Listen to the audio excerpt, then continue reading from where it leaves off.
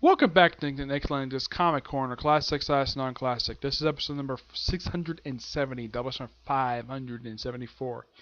Yeah, two Cosmic Marvel trades. First up, it's All New Guardians of the Galaxy Volume 3 Infinity Quest, collecting Guardians of the Galaxy number 146 to 150. By the way, last 5 issues released for the series because starting in September, it's series. Now, I thought the series wasn't come back after Infinity War because they ended the series to make room for Infinity Wars, and yet for some reason they're not going to bring the series back and replace it with as Guardians of the Galaxy written by Cullen Bunn. Though I gotta say this right now, the Gary Duggan run was fantastic. I love this run. I mean, this was a run that lasted for 17 issues. Yeah, 12 issues of All New Guardians of the Galaxy and these 5 issues here. Yeah, aside from the fact Duggan wrote these issues, we also had these guys in the artwork. Marcus 2, who wrote all 5 issues in here, along with Aaron Cutter, who did issue 150. Oh, and by the way, the issue that was kind of supposed to be issue 151, which I'm actually a little surprised that's not in this trade, which I think is stupid for Marvel to do. And that was Infinity Countdown Prime, Infinity Countdown Adam Warlock. They should have thrown that in there because that is where this trade ends. It ends on a cliffhanger. And thinking, okay, is it going to be Volume 3? Nope, not be Volume 3 because that continues Infinity War. They should have put it in here, but they didn't. Okay, what's the story of Infinity Quest? Alright, and this pretty much takes up like the first 4 issues here and it's loosely wrapped up in issue 150, which is surprisingly not a double-sided issue, even though it should have been. Okay, the Guardians are recruited into the Nova Corps by Scott Astin, I think his name is. Yeah, he was a supporting character from Gary Duggan's from Deadpool. I guess Duggan was like, okay, I'm gonna throw this guy in. Oh, I should point out that this guy did appear in a book not written by Gary Duggan. Yeah, he showed up in an issue of Champion. It was Infinity Countdown Champions of all things. I was a little surprised to see him there because generally, this is something really weird though. Almost any time this character's shown up, generally Gary Duggan has been the writer for this character. And tell the truth, that's kind of the same thing for Harper Row. And recently we had John Lee wrote her in pages of Tenta Comics Volume 2, and of course Jameson IV when she writes her recurring basis.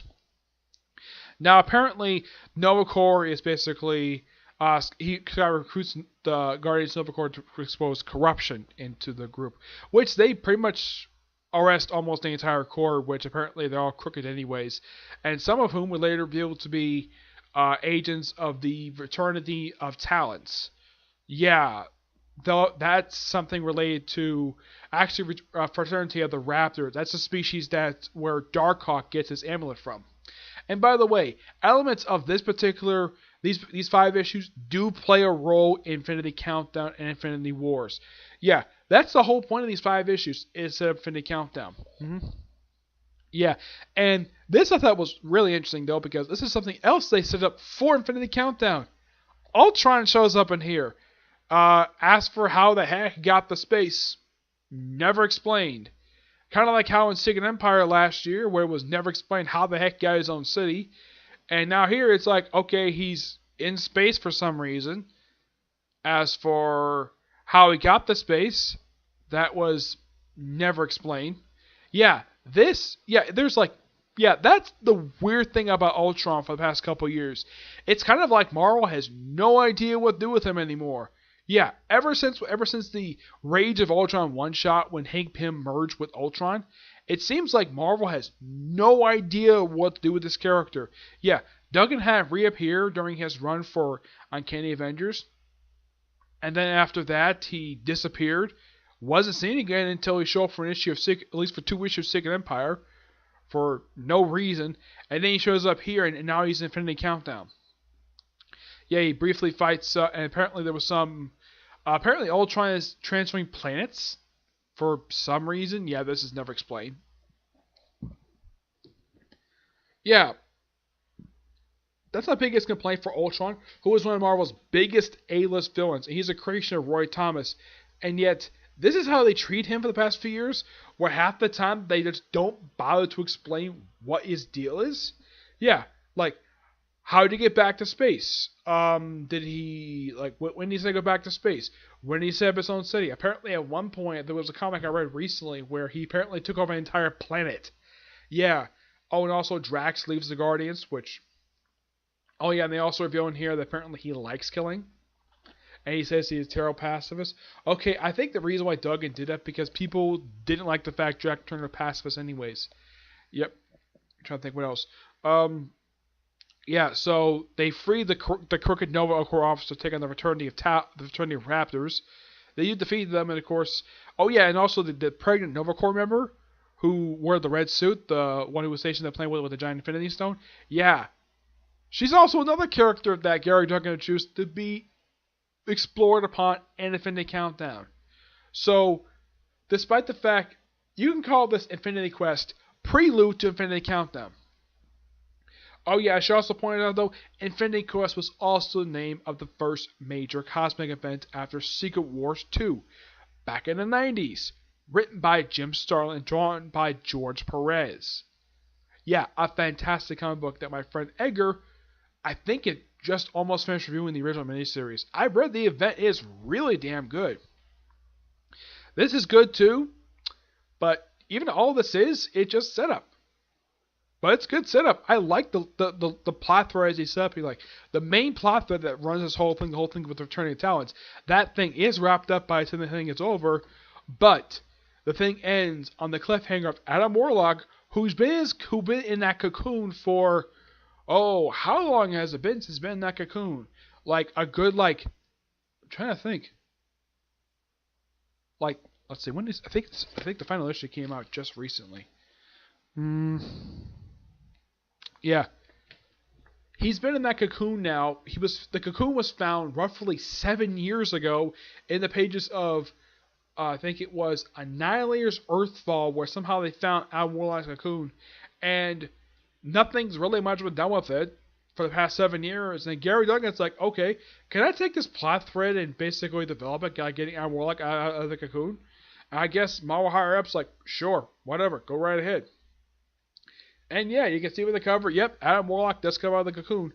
The cover itself, I think this is Alex Ross cover, if I'm not mistaken. Let's see. Doesn't say, but the cover does look like an Alex Ross cover.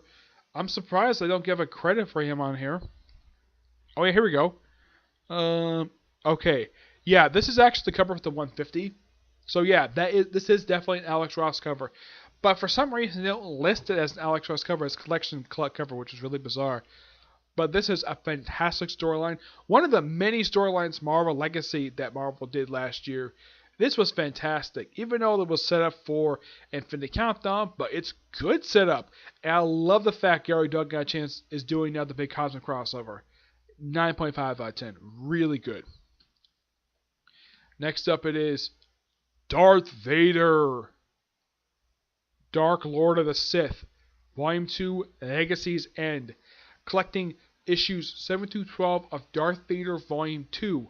Yeah, the whole point of this story, I should point out though the writer of this one, Charles Shaw and Gamako Kamikali, I think I'd say pronounced, yeah, Gustavo Kamikali, who was the artist of this particular storyline. Yeah, the whole point of this is you figure out what happened to the Liberian that was seen back in episode 2. Though in the Dark Horse comic book, she was killed by Vader during the Purge. Well, killed by Anakin Skywalker during the Purge. Here, apparently, she wasn't killed during the Purge at all. She apparently was... Excuse me. She decided to leave the temple prior to... she apparently went to hiding. And here's the thing. They've explained here why she was kept alive. The reason why she was kept alive was because she knew a lot of information, and he apparently took, and apparently according to a robot who identified Darth Vader as Anakin Skywalker, and then of course apparently she overheard it's Jocasta Nu was her name. And Vader does have a good amount of respect for her, which he does call her Master Nu, which gotta appreciate him for doing that, for remembering. Yeah, I'm glad the fact that Charles Shaw writes it where he does remember her. But here's kind of the weird thing. If you watch her one scene that she had in episode 2, as far as I know, Anakin Skywalker never interacted with her at all, which was weird. The only character she ever interacted with was Obi-Wan Kenobi for like one scene of Attack of the Clones. Oh, and in case you're wondering, did she show up for episode 3, Revenge of the Sith? As far as I remember, no, she didn't. Oh yeah, the Grand Inquisitor, who apparently, even though if you watch the Rebel series, it was real he was Jedi, but he was turned to the dark side he was made an Inquisitor by the Emperor. Yeah, I like the fact that apparently I thought this was a kind of funny thing they did with him in here.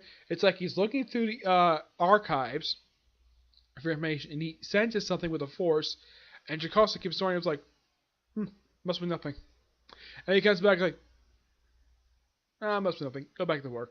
I thought that was so funny. The fact she did it twice. Well, it wasn't the same issue, thank God, but at least it was a good period of time. And then she purged the files, which I was like, okay. Now, if this was set in our reality, that data can be restored perfectly fine. I'm sure there's backups. So even though she purged the system, she probably did have backups. Oh yeah, and the memory card she had, apparently she had a list of all the Force potentials in the galaxy, and Vader got his hands on them, and he never told the Emperor about it at all. Nope, he didn't. This was by far a fantastic story. I love this series.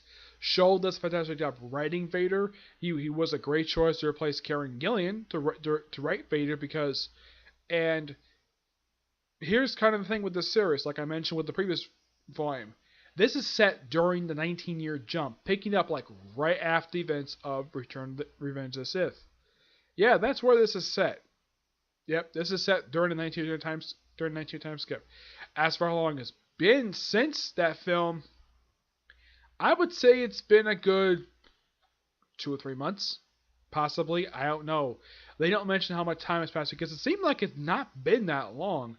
I would say it's been a good few months, and of course there's even one point in the book where the Emperor does publicly unveil Vader, or not as some secret person, because not many people know who this guy is. So he says, yeah, he's kind of like the Emperor's voice in the field. That's simply what he points him as, even though he's technically the Emperor's henchman. That's typically how Vader has typically been portrayed in the films. Which, okay, and I like the fact that Kamikaze does a fantastic job drawing Vader. This artwork is so good. Oh yeah, and when they revealed that, when she reveals to this contingent of clone troopers who actually was involved with Order 66, that she reveals that mentions them where Vader's standing right there. That, yeah, this guy is Anakin Skywalker, and what does Vader do? Kills the troopers just so he can keep his identity a secret, and eventually it's implied that he killed her, or she got away. It's never revealed in here. It's implied he killed her, but I think he has so much respect for her, but it's never fully revealed. It's implied that she died, but it's never confirmed in here. Great book, 9.5 out of 10. Really damn good. Alright, so that's it for this particular review. I got no more comic corners ready to go right now, but I do have 3 anime reviews scheduled for today. One Piece, My Hero Academia, which I'm going to talk about, the whole thing with the dub thing when I get a chance to review it, and of course, The 7 Deadly Sins. Those reviews will come up today, okay? But to see you in the next video. Bye.